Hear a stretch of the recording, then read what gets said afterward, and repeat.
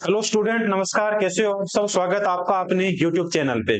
तो देखिए बच्चों, प्रत्येक दिन की भांति फिर से आपके सामने एक नया कंसेप्ट, नया टॉपिक और आपके सामने जो है जानदार और शानदार जो है प्रश्न लेके आपके सामने हाजिर हो चुके हैं बच्चों। तो जुड़िए आप क्लास के अंदर और देखिए आज वाली क्लास के अंदर आपको जो है सारे के सारे महत्वपूर्ण क्वेश्चन मिलेंगे। और निश्चित तौर पे बच्चों यहाँ से आने वाले एग्जाम के अंदर आपको एक क्वेश्चन देखने को मिलेगा। अब आप कहोगे कैसे एक क्वेश्चन देखने को मिलेगा? निश्चित तौर पे एक क्वेश्चन बच्चों देखने को मिलेगा, क्योंकि आज का टॉपिक ही ऐसा है भाई। आज का जो कंसेप्ट है बच्चों वही ऐसा है, क्योंकि देखिए खेल से संबंधित निश्चित तौर पे एक क्वेश्चन मिलता है। अगर खेल से संबंधित क्वेश्चन नहीं मिलेगा तो खेल से संबंधित खिलाड़ियों पे क्वेश्चन मिलता है। मान लीजिए खेल से खिलाड़ियों पे भी क्वेश्चन नहीं मिलता है तो कहां से मिलेगा बच्चों? खेल से संबंधित शब्दावली पे अपने को क्वेश्चन मिलेगा। इसलिए आज वाली क्लास के अंदर अपन ताल ठोक के ये कह सकते हैं कि आज वाली क्लास के अंदर बच्चों एक क्वेश्चन आपको कंफर्म यानी निश्चित तौर पे आने वाले एग्जाम के अंदर आपको देखने को मिलेगा। तो आज वाली क्लास को आप जो है पूरी की पूरी क्लास को बच्चों सरसरी निगाहों से देखनी है, यानी पूरी क्लास को बच्चों जो है आपको दिमाग और आंखों को खोल के देखना है। क्यों? क्योंकि आज वाली क्लास के अंदर आपको निश्चित तौर पे बच्चों क्वेश्चन देखने को मिलने वाला है। तो देखिए आज की क्लास की अपन शुरुआत करते हैं और आज की क्लास का देखिए बच्चों पहला क्वेश्चन क्या पूछा गया है भाई। क्या पूछा गया है बच्चों पहले क्वेश्चन के अंदर? देखो भाई, निम्नलिखित में से कौन सा खिलाड़ी भाला फेंक निम्नलिखित में से कौन सा खिलाड़ी भाला फेंक यानी जेवलिन थ्रो से संबंधित है? कई बार ये क्वेश्चन पूछा जा चुका है, आने वाले एग्जाम के अंदर भी बच्चों ये क्वेश्चन पूछा जाने की संभावना है। देखिए नीरज चोपड़ा का संबंध किससे है? नीरज चोपड़ा का संबंध है भाला फेंक से। नीरज चोपड़ा का संबंध है भाला फेंक। इसी भाला फेंक यानी जेवलिन थ्रो, इसी भाला फेंक यानी जेवलिन थ्रो से किसका संबंध हो गया? नीरज चोपड़ा का संबंध हो गया। पंकज आडवाणी का संबंध किससे है? बिलियर्ड्स स्नूकर से है। पंकज आडवाणी का संबंध किससे हो गया? बिलियर्ड्स यानी स्नूकर से क्या है इनका संबंध है। देखिए 3 नंबर पे है सौरभ चौधरी। सौरभ चौधरी का संबंध जो है वो है निशानेबाजी से। सौरभ चौधरी का संबंध है बच्चों निशानेबाजी से, सौरभ चौधरी का संबंध है। 4 नंबर पे ऑप्शन है मोनिका मनिका बन्ना। मनिका बन्ना का संबंध किससे है? तो मनिका बन्ना का संबंध जो है वो अपना रहेगा टेबल टेनिस से। वो किससे रहेगा? टेबल टेनिस से। टेबल टेनिस से इनका क्या रहेगा? संबंध रहेगा। तो क्वेश्चन में पूछा गया भाला फेंक से संबंध किसका हो गया? तो बच्चों भाला फेंक से संबंध जो है वो किसका हो गया? तो अपना सही आंसर कौन सा रहेगा? नीरज चोपड़ा। भी कौन सा क्वेश्चन सही आंसर रहेगा? नीरज चोपड़ा। नीरज चोपड़ा का देखिए संबंध अपन ने पढ़ा है भाला फेंक से। संबंध तो किससे हो गया? संबंध तो हो गया इनका भाला फेंक से। नीरज चोपड़ा का संबंध जो है वो किस राज्य से है?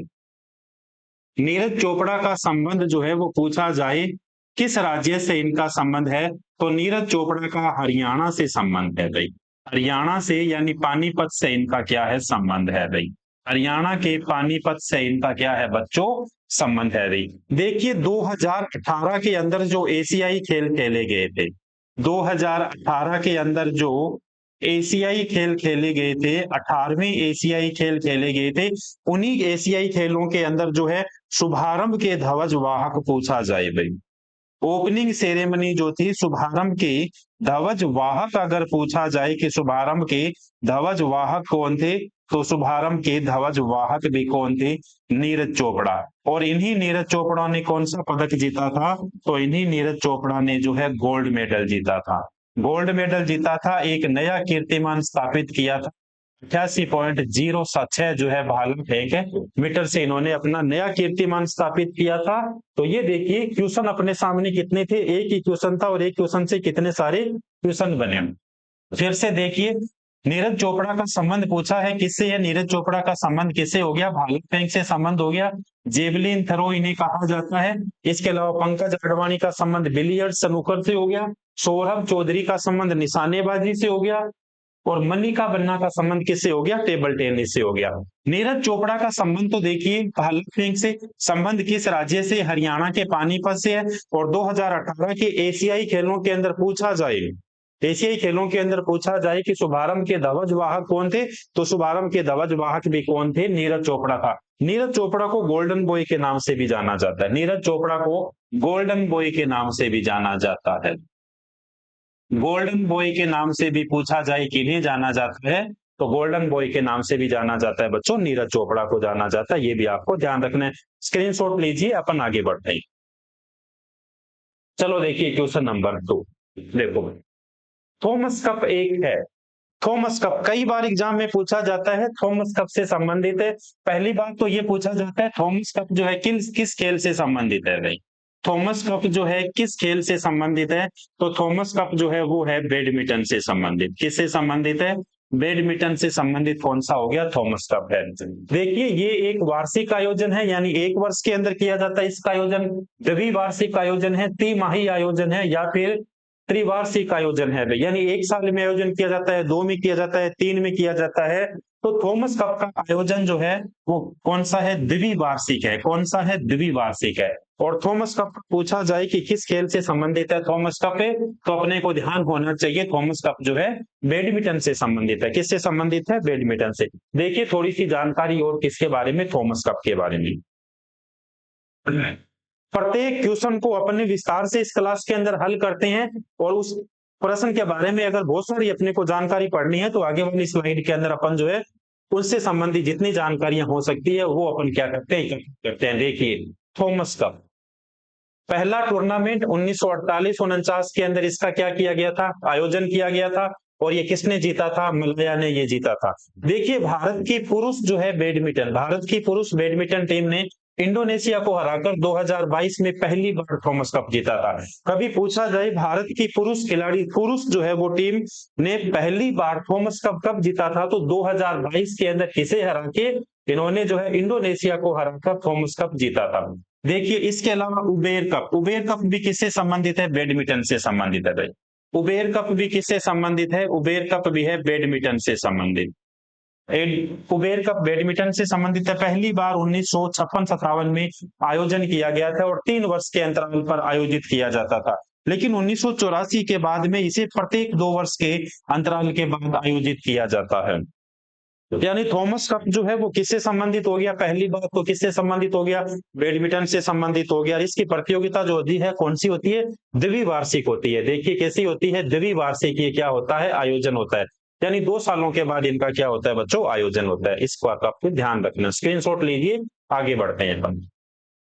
चलो देखिए आज वाले क्वेश्चन को थोड़ी सी अपन रफ्तार के अंदर करेंगे, इसलिए रफ्तार में करेंगे क्योंकि कम समय के अंदर अपन ने जो बहुत सारी ज्यादा क्वेश्चन को क्या करना है बच्चों, हल करना है। देखिए भाई निम्नलिखित में से किस देश ने 3 बार एशियाई खेलों की मेजबानी की थी भाई, 3 बार एशियाई खेलों की मेजबानी की थी भाई।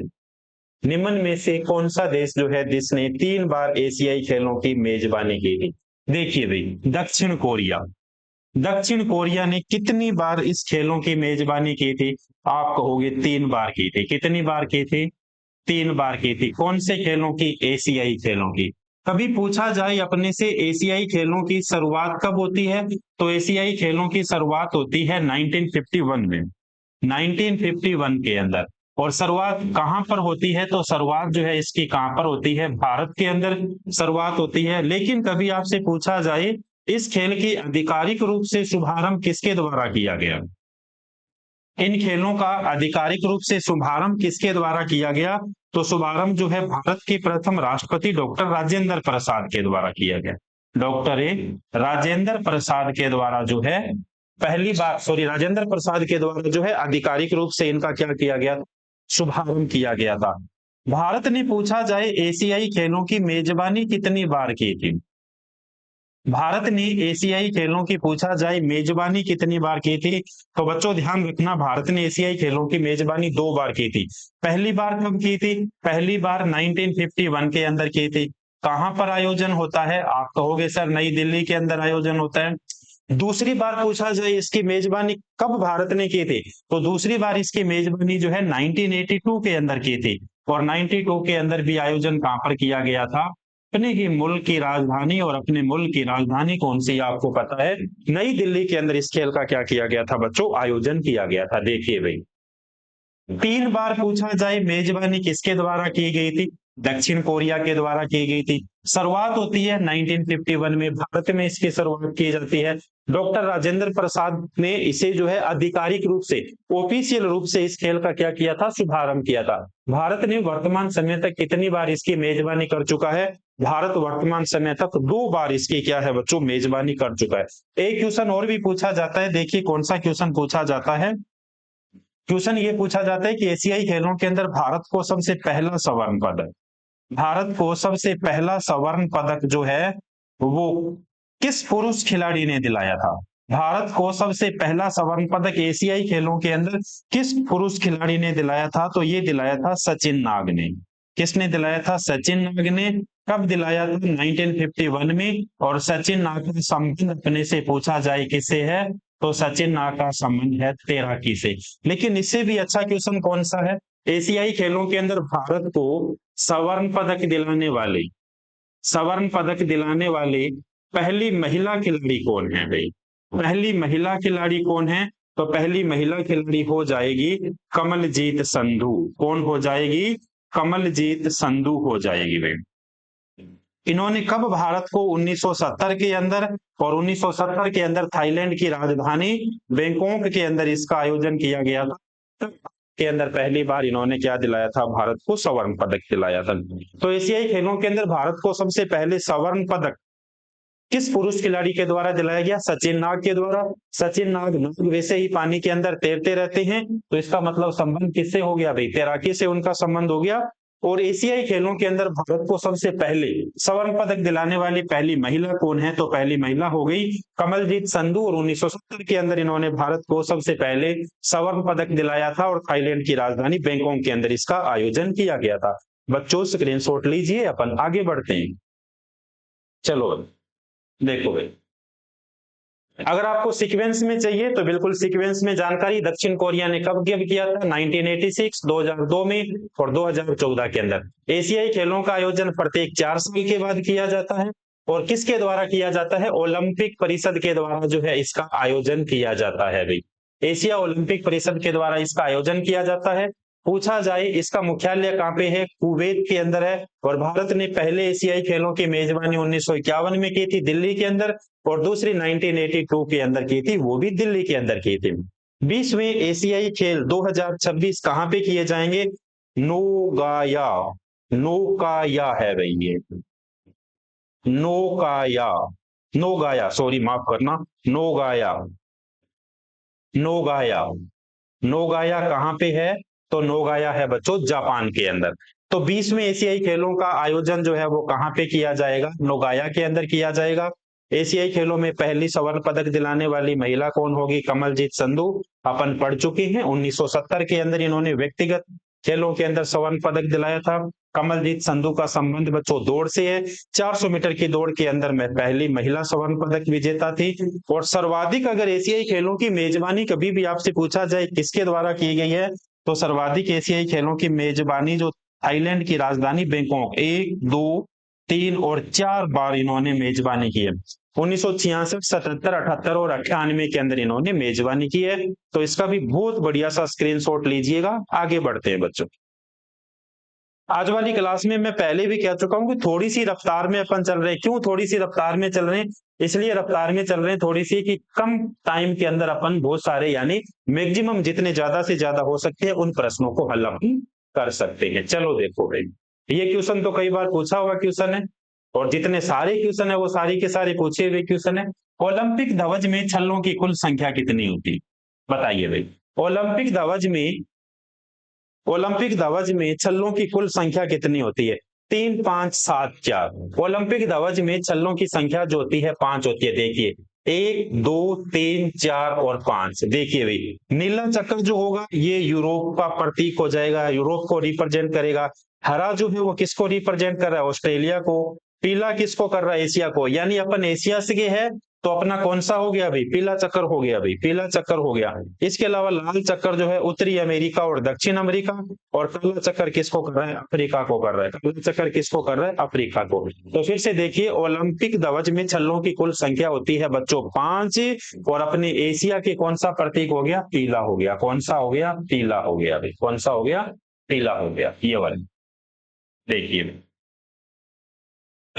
चलो आगे देखो, ओलंपिक छल्लों को 1913 के अंदर पियरे डी कुक्ट्रिन द्वारा एक सफेद पृष्ठभूमि पर नीले, पीले, काले, हरे और लाल रंग के साथ डिजाइन किया गया था। पहला ओलंपिक खेल 1896 एथेंस के अंदर खेला गया था, जिसे ग्रीस कहा जाता है भाई, जिसे ग्रीस कहा जाता है, आयोजित किया गया था। अंतर्राष्ट्रीय ओलंपिक समिति 23 जून 1994 को क्या की गई थी, स्थापित की गई थी। मुख्यालय कहाँ पे है भाई, मुख्यालय कहाँ पे है? ओलंपिक अंतर्राष्ट्रीय जो समिति है उसका मुख्यालय कहाँ पे है? लुसाने। और लुसाने कहाँ पे है? स्विट्जरलैंड। और स्विट्जरलैंड की राजधानी कभी पूछा जाए तो बर्न है भाई। कौन सी है? बर्न है भाई। पहला पैरा ओलंपिक खेल 1960 में रोम इटली में आयोजित किया गया था भाई। कहाँ पे किया गया था? रोम इटली में आयोजित किया गया था भाई। तो ओलंपिक जो खेल होते हैं उनमें छल्ले जो होते हैं, छल्लों की संख्या बच्चों कितनी होगी? तो छल्लों की संख्या होगी अपने सामने 5 हो गई भाई। कितनी हो गई? 5 हो गई। चलो आगे बढ़ते। देखो भाई, क्रिकेट मैचों के मैदान में रहने वाले अंपायरों की संख्या कितनी है भाई? ये तो सभी लड़कों को तो पता होगा भी, लड़कियों को तो पता नहीं होगा इसके बारे में। लड़कों को तो सबको पता होगा। देखिए भाई, क्रिकेट मैचों में मैदान में रहने वाले अंपायरों की संख्या होती है 1, 3, 4 या 2। क्रिकेट में खिलाड़ियों की संख्या पूछी जाए तो कितनी होती है भाई? क्रिकेट में खिलाड़ियों की संख्या पूछी जाए तो कितनी होती है? तो क्रिकेट में खिलाड़ियों की संख्या होती है, प्रत्येक टीम के 11-11 खिलाड़ी होते हैं। प्रत्येक टीम के कितने कितने खिलाड़ी होते हैं? 11 खिलाड़ी होते हैं भाई। 11 खिलाड़ी होते हैं। तो मैच में रहने वाले अंपायरों की संख्या कितनी होती है? 2 होती है भाई। कितनी होती है? 2 होती है। तो इसका सही आंसर ऑप्शन नंबर कौन सा हो गया? 4 हो गया। देखिए भाई, इस स्लाइड को बड़ा ध्यान से सुनिएगा। अंपायरों की स्थिति, एक अंपायर गेंदबाज छोर पर और दूसरा अंपायर अंपायर जो है स्ट्राइकर छोर पर रहता है। एक अंपायर जो है गेंदबाज छोर पे रहता है, दूसरा कहाँ रहता है? स्ट्राइकर छोर पे रहता है। देखिए, गेंद खेलने के दौरान दिए जाने वाले कुछ संकेत है जो एग्जाम्स के अंदर पूछे जाते हैं। कैसे भाई? डेड बॉल का संकेत क्या होगा? कमर के नीचे कलाइयों को क्रॉस और रिक्रॉस करके क्या दिया जाता है? डेड बॉल दी जाती है। यानी कमर के नीचे कलाइयों को क्रॉस करके, कलाइयों को क्या करके? क्रॉस करके जो है ये संकेत दिया जाता है। No ball, no ball, no ball. देखिए भाई, एक हाथ को क्षैतिज रूप में फैलाकर जो है क्या दी जाती है? नो बॉल दी जाती है। यानी एक हाथ को क्षैतिज में फैलाकर क्या दी जाती है बच्चों? नो बॉल दी जाती है। ये जो है नो बॉल का संकेत हो जाता है। देखिए आउट का, देखिए ऊपरी तर्जनी जो होती है उठाकर, ऊपरी तर्जनी जो होती है, ये जो तर्जनी होती है इसे उठाकर जो है आउट का क्या दिया जाता है? संकेत दिया जाता है। और अंपायर जो है आउट और नॉट आउट का इशारा भी करेगा यदि नहीं है तो। और वाइड, देखिए दोनों भुजाओं को क्षैतिज फैलाकर, ये जो दोनों भुजाएं हैं इनको क्षैतिज फैलाकर जो है कौन सा संकेत दिया जाता है? तो वो वाइड का संकेत दिया जाता है। कौन सा संकेत दिया जाता है? वाइड का संकेत दिया जाता है। इस बात को भी आप ध्यान में रखोगे। और ये देखिए बाकायदा क्वेश्चन पूछा गया है, ये भी क्वेश्चन पूछा गया है वाइड वाला। और एक आपके सामने अंपायरों की जो स्थिति होती है, वो अंपायरों की स्थिति कहाँ पे होती है, वो क्वेश्चन जो है आपके सामने इंपॉर्टेंट क्वेश्चन है। चलते हैं आगे, देखोगे अगला क्वेश्चन देखिए।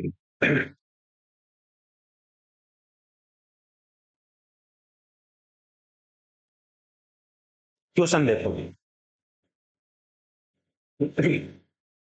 वॉलीबॉल में चौथे सेट में कितने अंक होते हैं? वॉलीबॉल में चौथे सेट में कितने अंक होते हैं?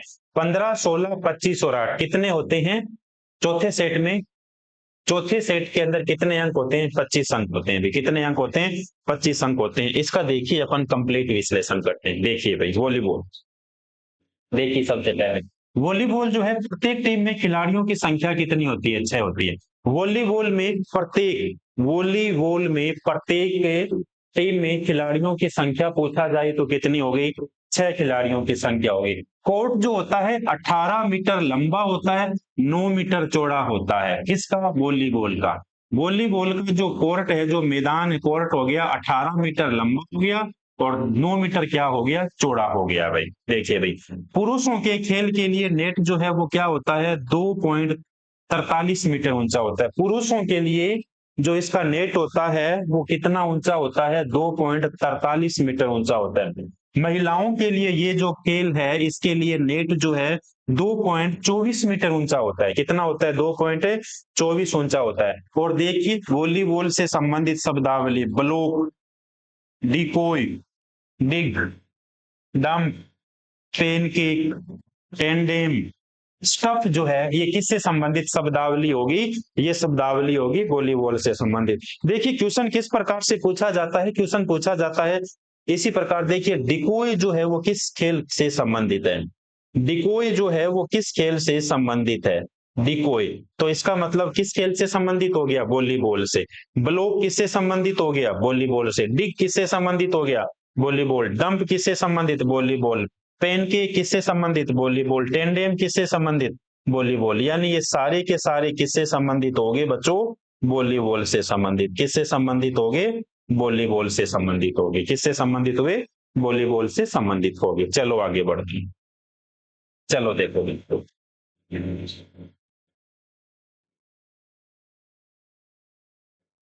देखो एक दिवसीय क्रिकेट मैच में एक गेंदबाज अधिकतम कितने ओवर फेंक सकता है भाई? ये भी सब बच्चों को पता होगा।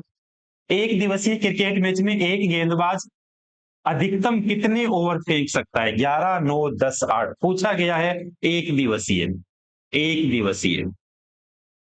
आप सभी को पता है एक दिवसीय क्रिकेट मैच जो है ये 50 ओवर का होता है। कितने ओवर का होता है?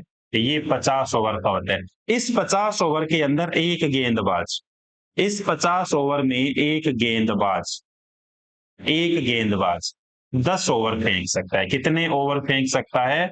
10 ओवर फेंक सकता है। तो इसका सही आंसर क्या हो गया? 10 ओवर हो गया। वैसे ही अगर पूछा जाए T20 में, T20 आप सभी को पता है 20 ओवर का होता है। T20 कितने ओवर का होता है? 20 ओवर का। और T20 के अंदर देखिए एक गेंदबाज, T20 में एक गेंदबाज अधिकतम कितने ओवर फेंक सकता है? तो T20 में एक गेंदबाज अधिकतम बच्चों 4, कितनी? 4 ओवर फेंक सकता है। इसी प्रकार आईपीएल की बात करें, इंडियन प्रीमियर लीग, ये भी तो 20 मैच है, ये भी तो 20 मैच हो गए भाई, 20 के हो गए। तो इसमें भी अगर आपसे पूछा जाए अधिकतम जो है वो कितने ओवर फेंक सकते हैं? अधिकतम जो है 4 ओवर फेंक सकते हैं। और वैसे अभी अपन ने पढ़ा था कि एक जो है ये इसके अंदर मैच के दौरान जो है कितने अंपायर मैदान के भीतर रहते हैं? कितने अंपायर मैदान के भीतर रहते हैं? 2 अंपायर मैदान के भीतर रहते हैं। क्रिकेट में पूछा जाए, क्रिकेट में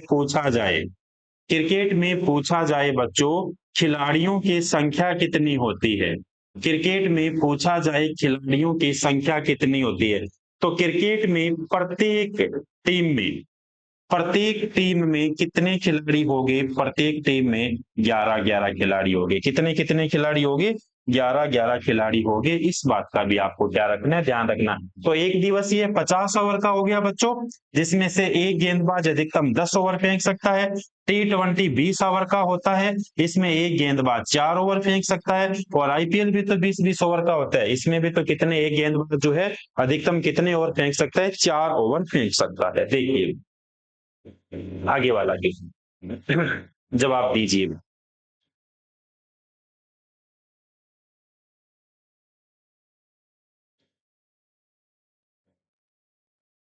देखो भाई, 23वां राष्ट्रमंडल खेल 2026 कहाँ आयोजित किए जाएंगे? 23वां राष्ट्रमंडल खेल जो है 2026 कहाँ आयोजित किए जाएंगे? देखिए भाई, 23वां राष्ट्रमंडल खेल 2026 कहाँ आयोजित किए जाएंगे? विक्टोरिया के अंदर किए जाएंगे।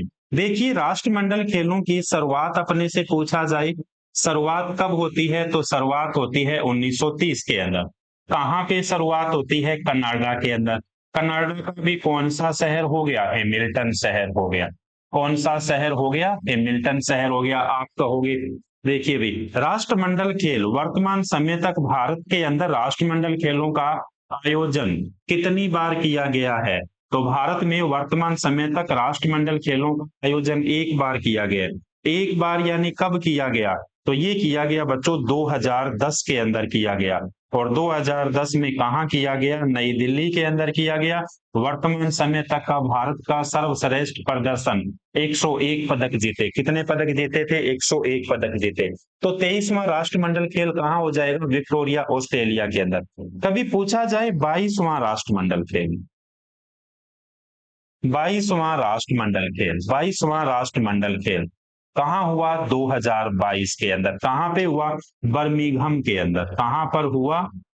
बर्मिंघम के अंदर। और बर्मिंघम कहाँ पे है आपको पता होना चाहिए। बर्मिंघम कहाँ पे है, लंदन के अंदर है। कहाँ पे है, लंदन के अंदर है भी। कहाँ पे हो गया, लंदन के अंदर हो गया। 21वां राष्ट्रमंडल खेल अगर आपसे पूछ लिया जाए, देखिए भाई 21वां राष्ट्रमंडल खेल आपसे पूछ लिया जाए तो 21वां राष्ट्रमंडल खेल कहाँ पे हो गया, 2018 के अंदर हो गया। और ये जो 2018 के अंदर इनका आयोजन किया गया था, तो ये भी कहाँ पर किया गया था, गोल्ड कोस्ट के अंदर किया गया। कहाँ पे किया गया बच्चों, गोल्ड कोस्ट, गोल्ड कोस्ट के अंदर किया गया। गोल्ड कोस्ट है कहाँ पे, तो गोल्ड कोस्ट है ऑस्ट्रेलिया के अंदर। कहाँ पर है, ऑस्ट्रेलिया के अंदर।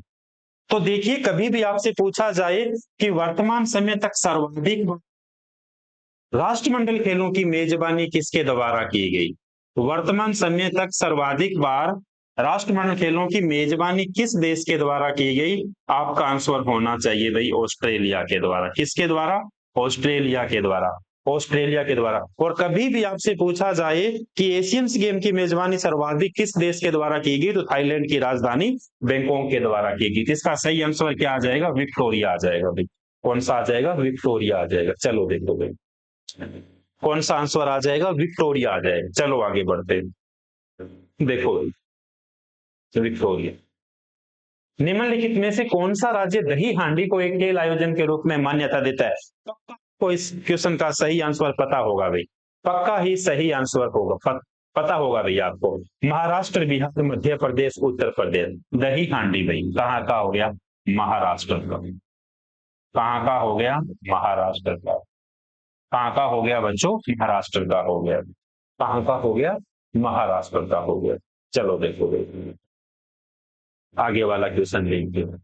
ओलंपिक खेल का आयोजन प्रत्येक कितने वर्ष के बाद किया जाता है, ओलंपिक खेल का आयोजन जो है प्रत्येक कितने वर्ष के बाद किया जाता है, जवाब दीजिए भी, बताइए कितने वर्ष के बाद किया जाता है।